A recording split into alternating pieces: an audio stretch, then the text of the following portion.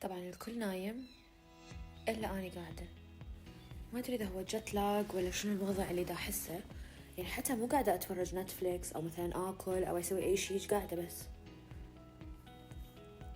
مشكلة عندي باكر قاعدة من الصبح تصوير وسفرة، يعني 24 ساعة اللي حيكون عندي من هسه اللي باكر هيك وقت لازم أخلصهم كلهم ركض ركض ركض، لأنه بعدها عندي طيارة ومسافرين، فلازم أنام.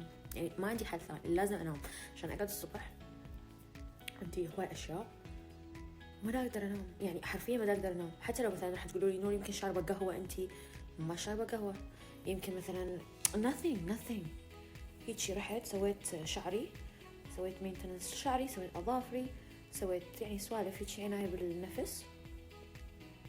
that's it. رجعت البيت أريد أنام، ما أقدر أنام. يعني شو أسوي؟